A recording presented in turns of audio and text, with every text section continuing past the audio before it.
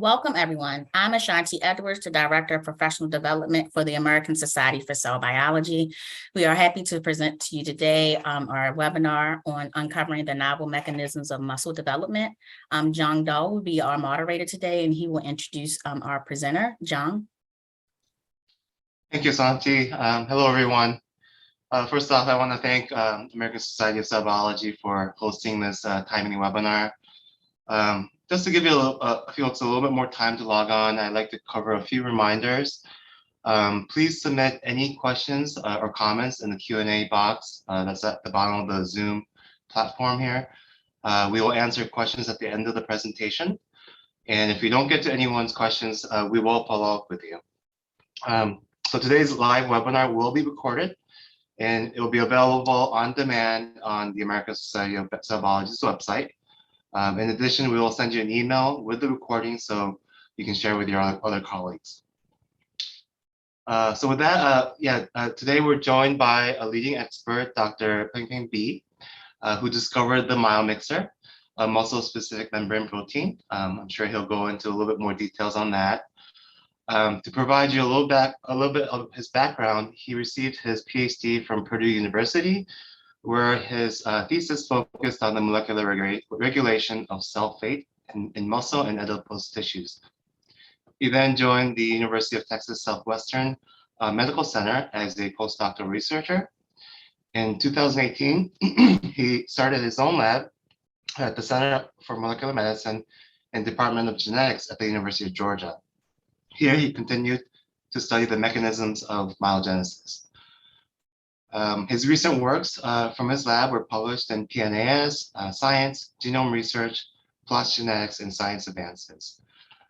Among several honors, Dr. B received the Outstanding PhD Award for Chinese Students Abroad, the Distinguished Reviewer Award for American Diabetes Association, University of Georgia's nominee for the Pew and Scholars Program, and he's also the editorial board member in the journal Diabetes. So with that, I'd like to thank Dr. B for sharing your insights today, and the stage is yours. Thank you very much, John, for the kind of introduction. So it is my great pleasure to speak here in this ASCB online webinar. It's actually my first webinar. Hope it will go well. So today I have pleasure to talk about the previous work and also our recent progress of dissecting the genetic mechanism of muscle development. So this is the disclosure by Beckman. I will just quickly go through this. To give a little bit of background, skeletal muscle is one of the most abundant tissue in human body. In the adults, in average, skeletal muscle accounts for around 40% of body weight. And the remarkable form or the weight of the muscle is accounted by the cellularity of the muscle tissue, which is the basic cellular unit of tissue is single myofiber. So as shown here, this is the one part or possibly a part of the myofiber we are in the lab and stain to show the sarcomere and also nucleus. And you can appreciate this single myofiber is heavily multinucleated.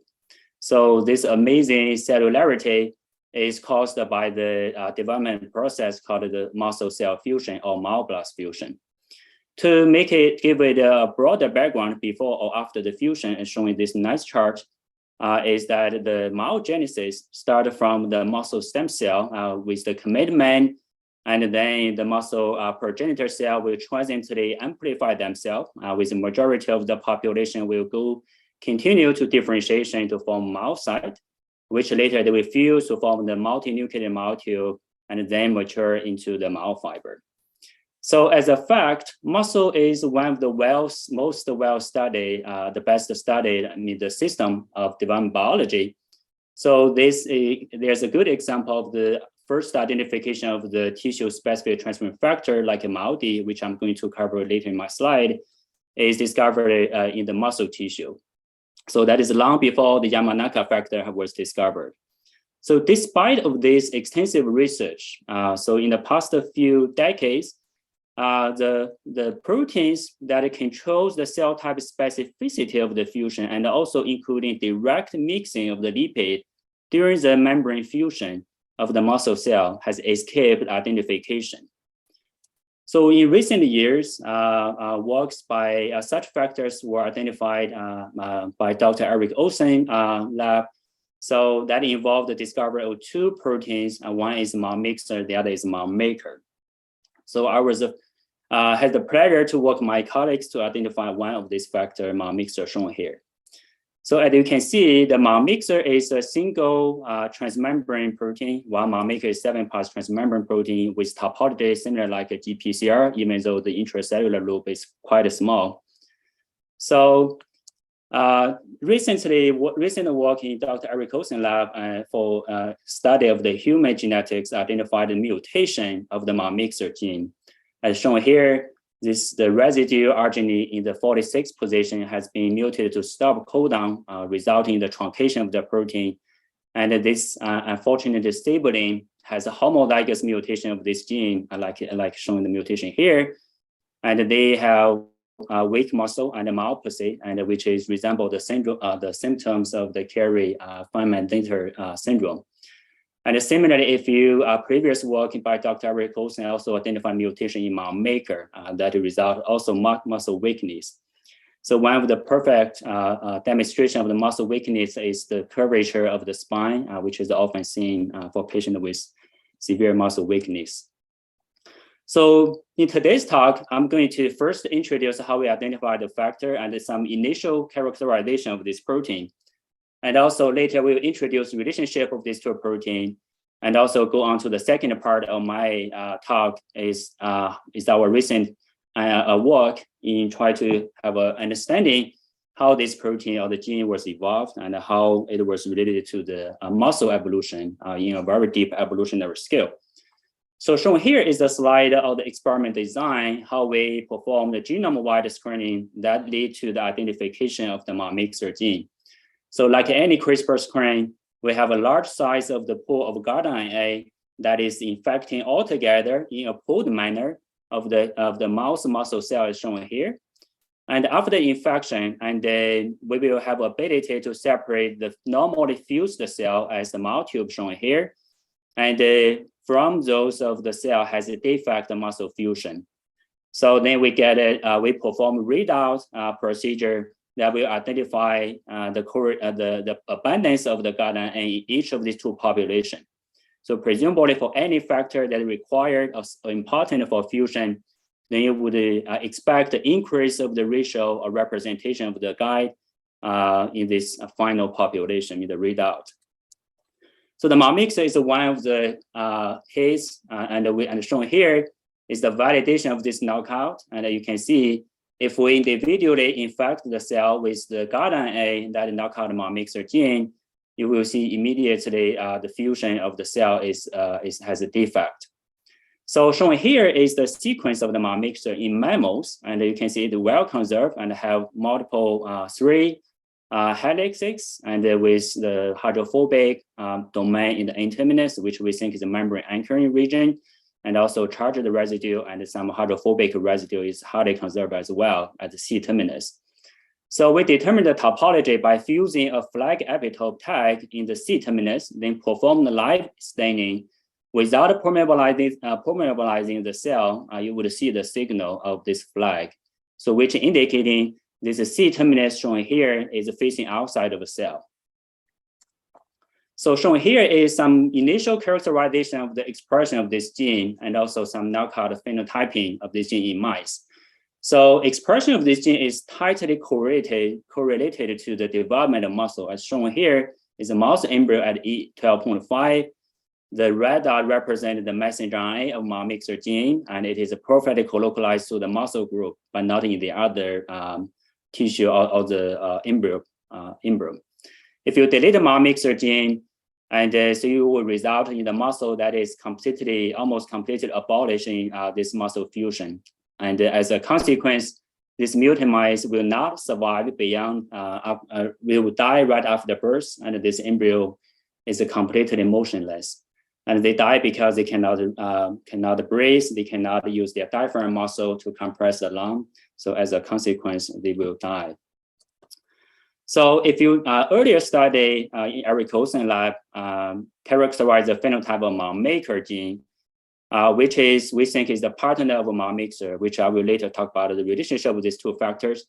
But if you delete this gene, Myomaker gene, you end up with almost identical phenotype. The mouse embryo is also motionless.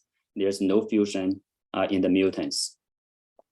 So I have no better way to just borrowing one slide from my previous advisor, Dr. Eric Olsen, in summarizing this function relationship between these two factors. And so we know the muscle cell can fuse with each other. So there must be muscle-specific protein. At the time when Myomaker was identified, one of the dramatic observation is if you overexpress Myomaker in non-muscle cell, shown here in the fibroblast, then you mix culture with the muscle cell, then you will observe fusion between these two populations of cell. However, this Myomaker expression itself is not sufficient to induce fusion of fibroblast. And when the Mymixer was identified, we immediately tested whether this Mymixer is the missing piece of the puzzle, right? And to confer the sufficiency of fusion between fibroblasts, and the answer is yes. So shown here is a fibroblast mixing experiment. After the fusion, you can see obvious multinucleation of the cell. And as a consequence of fusion, the cell will die, possibly because of the incompatibility of the cytokinesis process with the cell fusion, membrane fusion, which is totally opposite. So they may trigger apoptosis. So we continue to characterize the expression of the Mymixer or the function in the postnatal stage. So first, I want to say Mymixer is not expressing any post-developmental tissue, including muscle.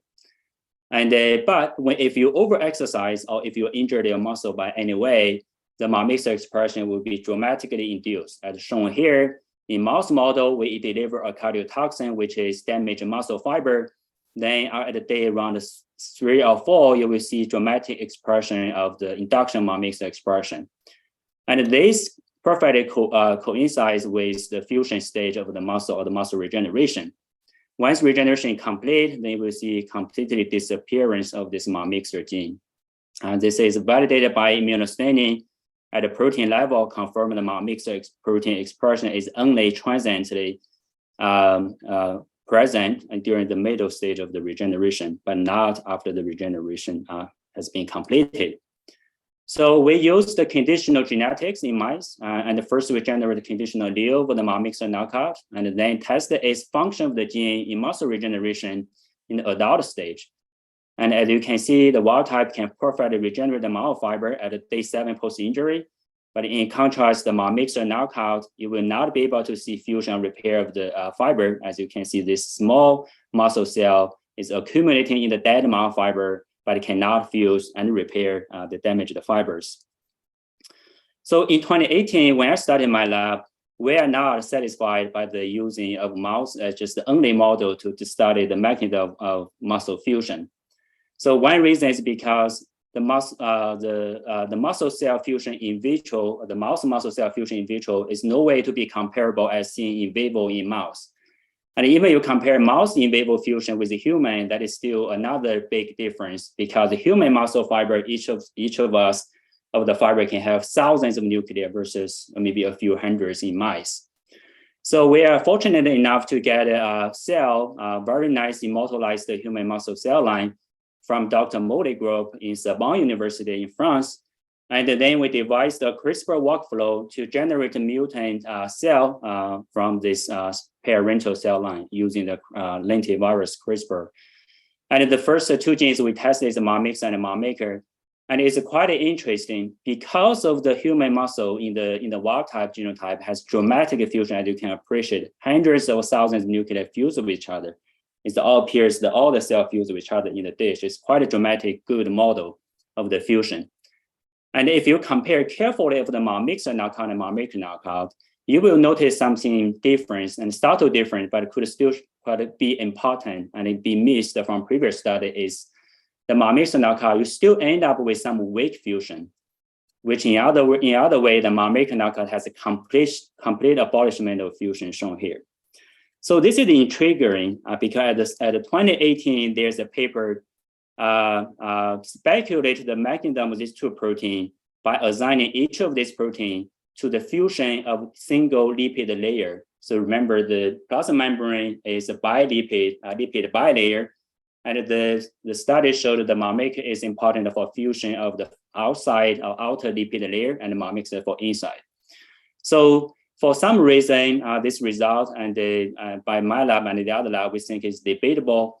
And also one important reason we think is a different model should be correct for Myomaker and Myomixer is the Myomaker we think is good, sufficient to drive some basal fusion, but the Myomixer should be able to synergize the process and improve Myomaker activity to improve the fusion activity. So this is the first time a new model has been raised as shown here, right? So with two proteins instead of two proteins for one process, it is Myomaker sufficient for the two lipid layer fusion, but just the Myomixer make it more efficient. So before I talk more about that, I will first to introduce some of the gene regulation of the Myomixer and Myomaker expression.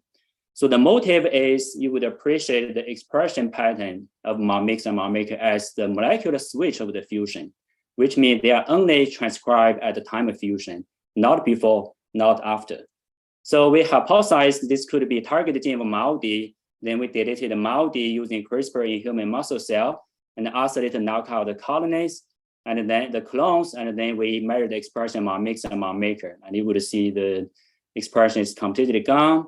And we differentiated the cell, either wild type and the mutant cell line, and it did not see any fusion.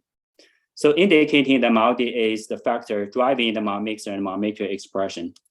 And the question is this activity or induction direct or indirect? So we proved this question by reanalyzing some encoded data generated by Dr. Tapscott and also Word Lab, and which is available. And you can see this is a MyoD chip sequencing data, and you can appreciate the perfect binding site of Myomixer and Myomaker promoter by the MyoD. Then we leverage the CRISPR interference and activation technology to prove this E-box identified in the promoter of Myomixer and Myomaker are the binding site of this MyoD transcription factor.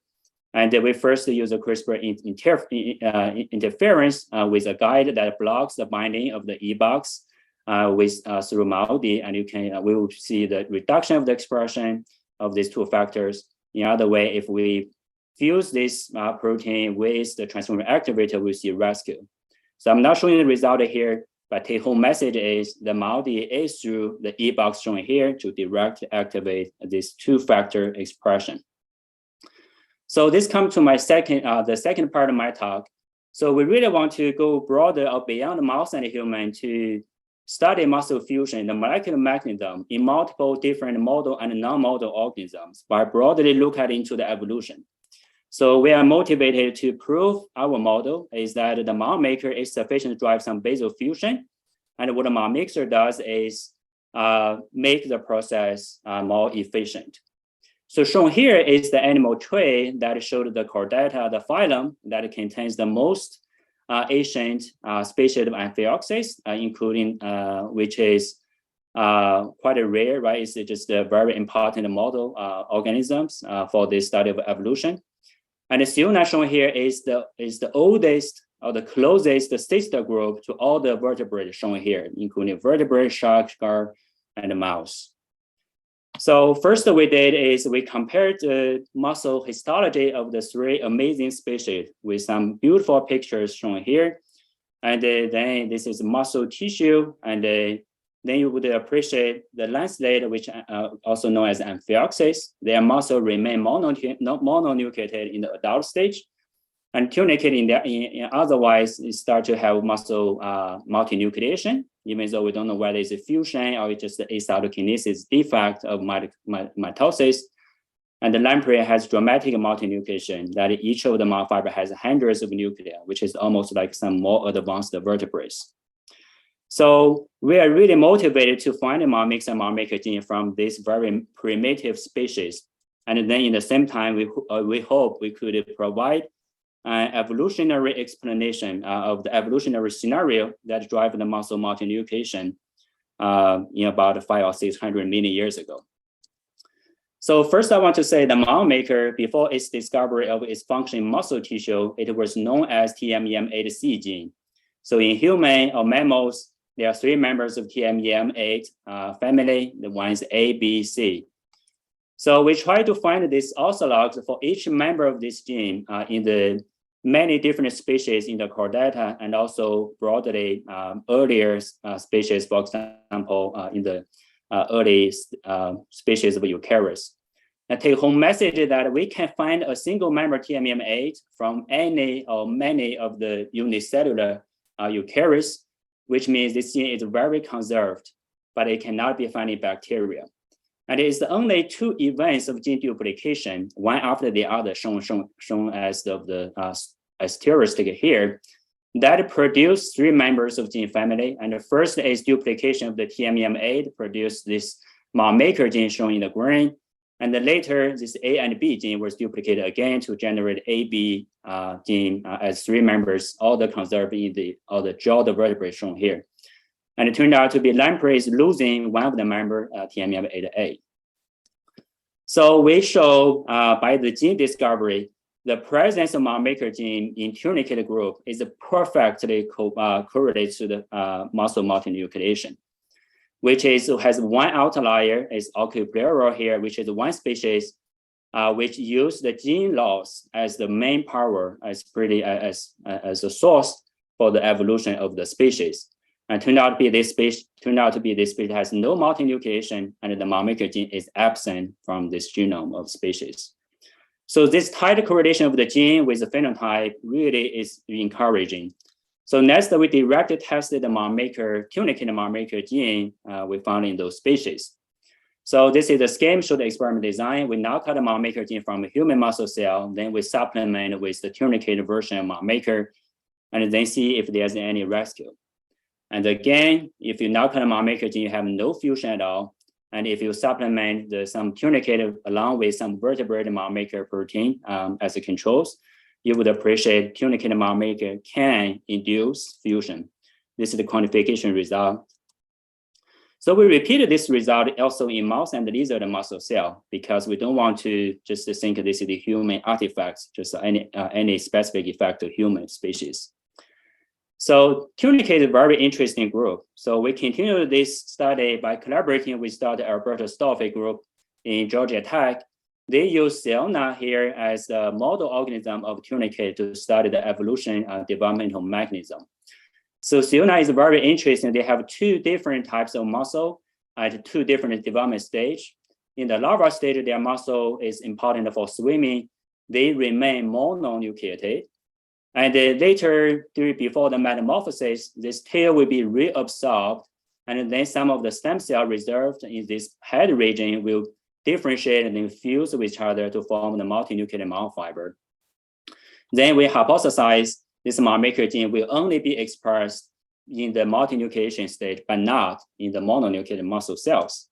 The answer is yes. Shown here is we fuse the Myomaker promoter to drive the expression of the GIP reporter. As you can see, the GIP is perfectly colocalizing with the multinucleated myofibers, right? So indicating the expression of the Myomaker gene at this stage. So Dr. Stoffi group also performed the CRISPR mutagenesis, and we can see the defect of the cell fusion if you treat it with the CRISPR guidon A targeting Myomaker open reading frame, and you will see a reduction in bionucleated cell compared with the wild type group or control group.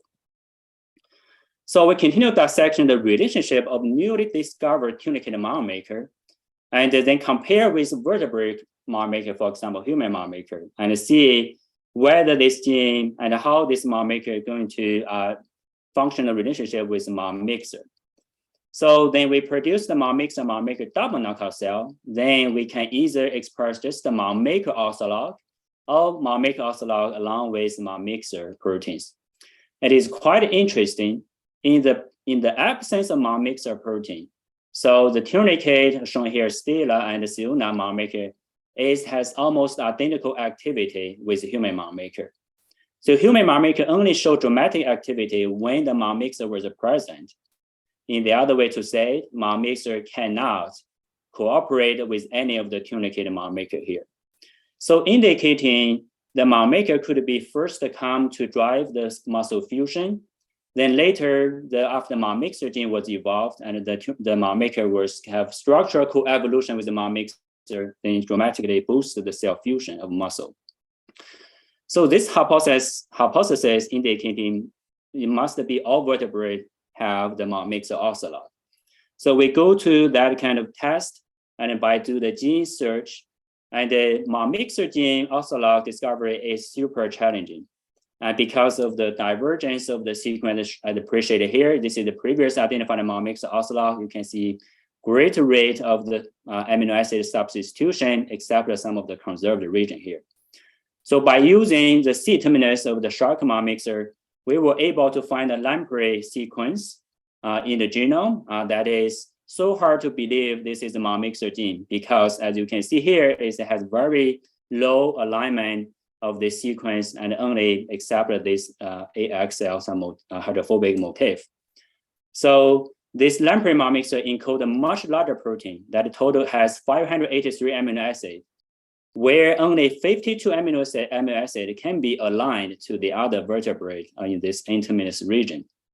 So we have ion sequencing analysis show this is complete ORF, there's no splicing whatever, and also validated the expression of the protein in the membrane compartment by membrane fractionation followed by a Western blotting. And also by immunostaining, by fusing the lamprey Myomixer with the GIP, you would appreciate this is a perfect membrane protein.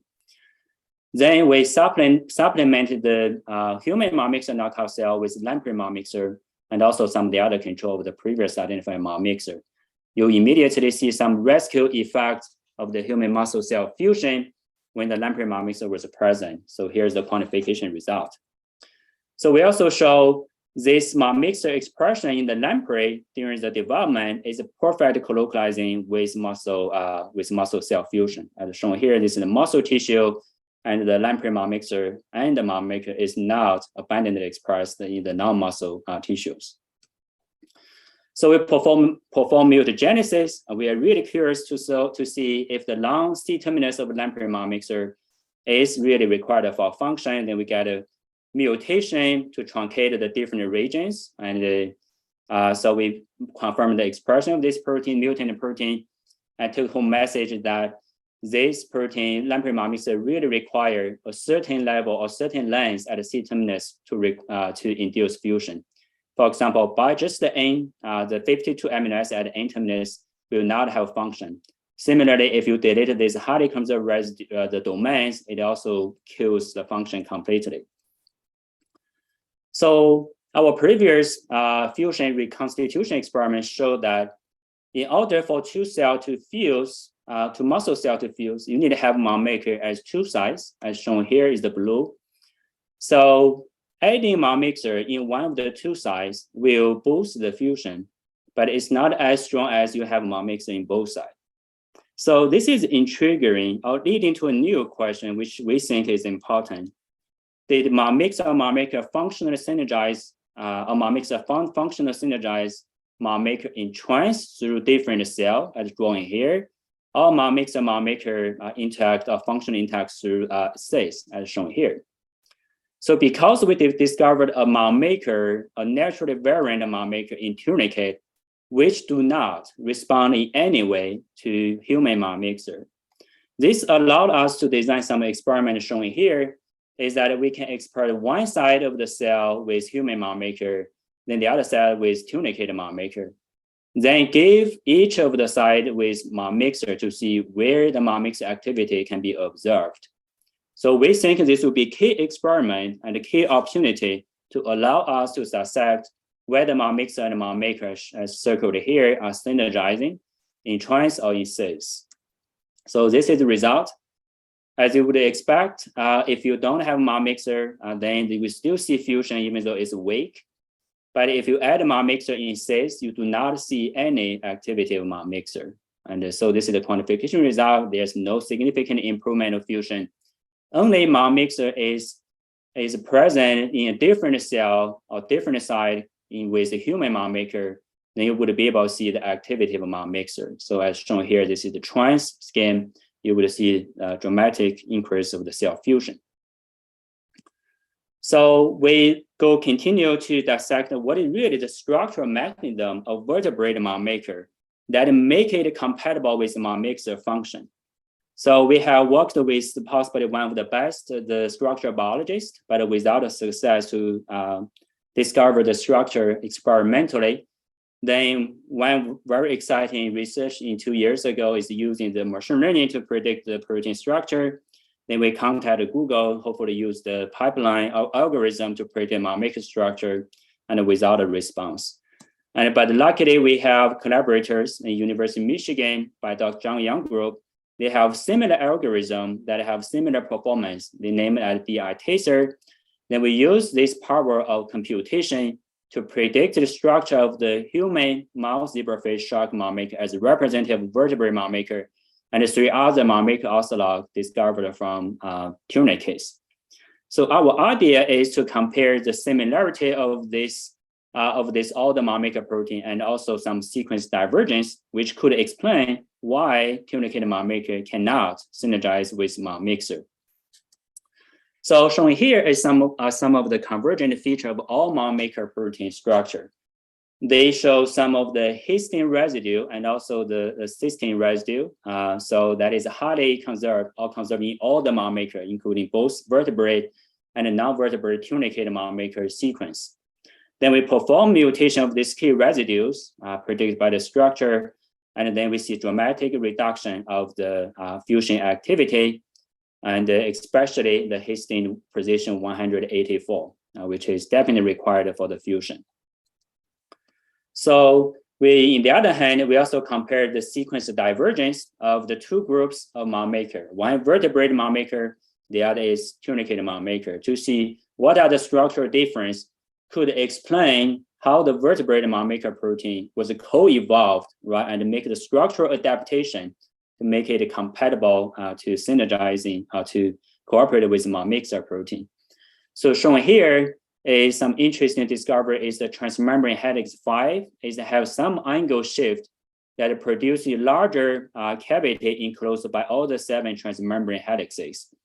And we see some of the other places of difference in the structure between the 2 groups of Myomaker is the shift of this the extracellular and also intracellular space of the loop regions. So we think this study provide important fundamental idea to further continue to dissect how Mymixer and Myomaker synergize to induce more dramatic fusion.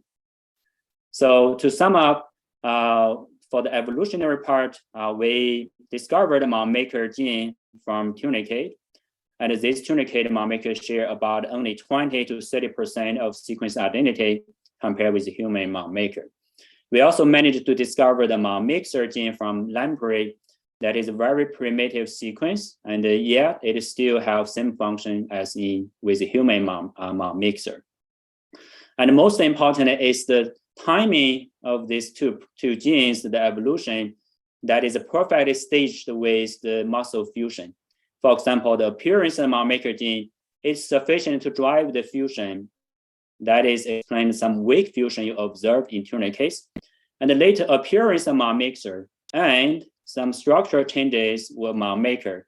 We have this synergistic mechanism to dramatically drive fusion that explains the dramatic fusion in all the vertebrates. As a consequence, there's no species in all the vertebrates which has lost any of this Myomixer or Myomaker gene.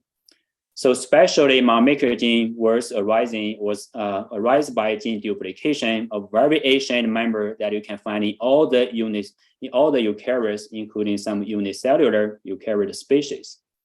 Myomixer, otherwise, we cannot find any sequence specificity by all kind of phylogenetic analysis. So we think this is the evolved de novo. And by this evolutionary comparison, we are offered with some valuable opportunity, which otherwise will not be able to reach, to dissect some functional relationship of the Myomixer and Myomaker synergy, which we think are the very important or fortunate events in vertebrates that drive dramatic fusion.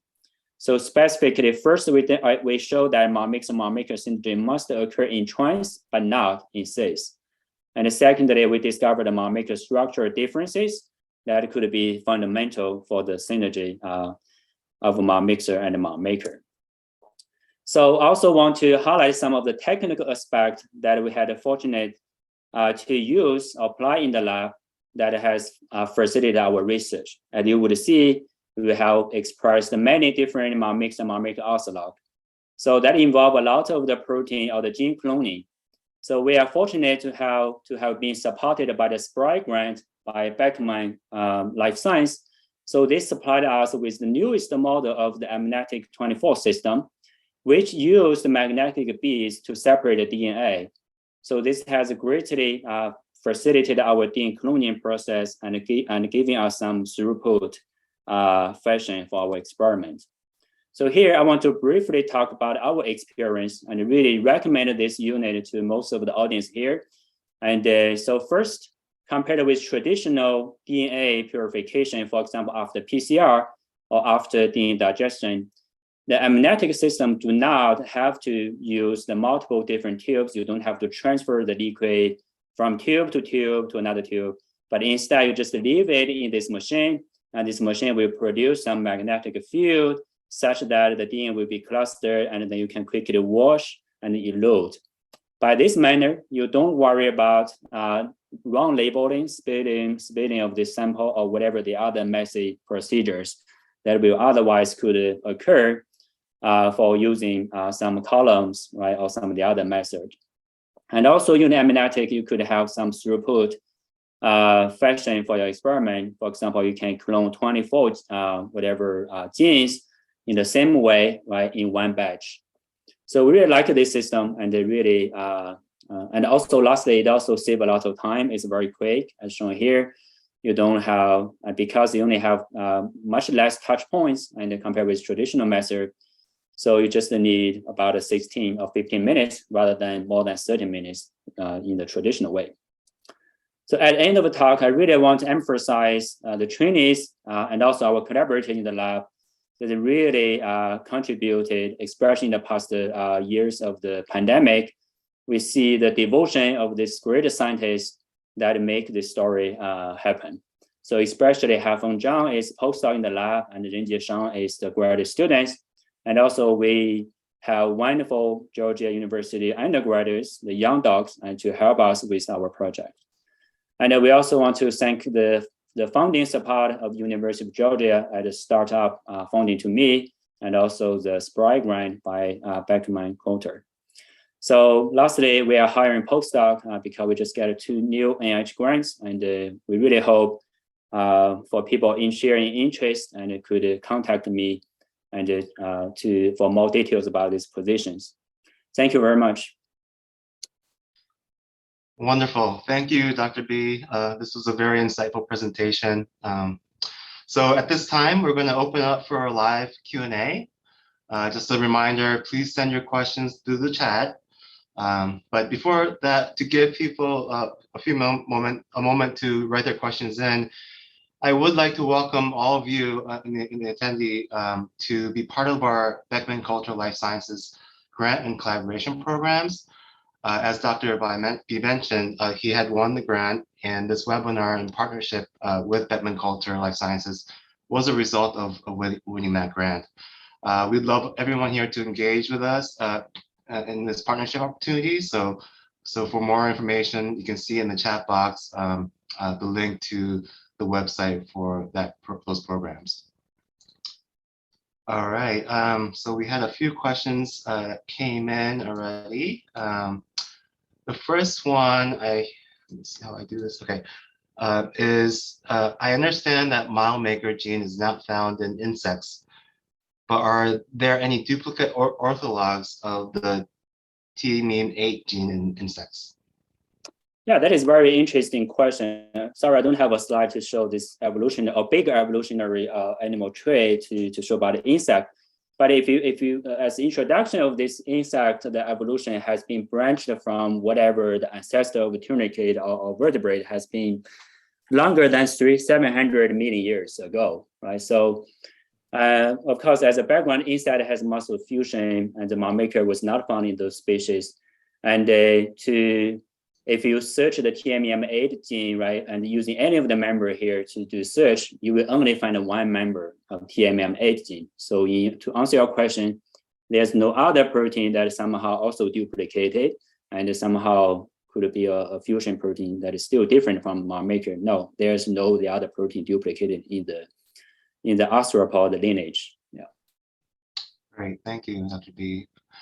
All right, the second question we have here is, can you share your idea on why multinucleated muscle cells will be functionally better than mononucleated muscle cells? Good. This is a great question. I'm pointing to one slide that is you see the different grade of fusion, right? Either no fusion or with weak fusion or strong fusion. So we think this has to do with the functionality and also of the muscle tissue. And because you think that when animal size increase, you would have either theoretically have either to increase cell number, but somehow through tight junction could still connect the contractility, or maybe through the cell fusion. But if you compare the two models, you would realize that if you have one joint cellularity or syncytium, it is much easier to control. Right, you don't have to rely on any kind of mechanism to transduce the synergy between the different cell, which if you don't have fusion.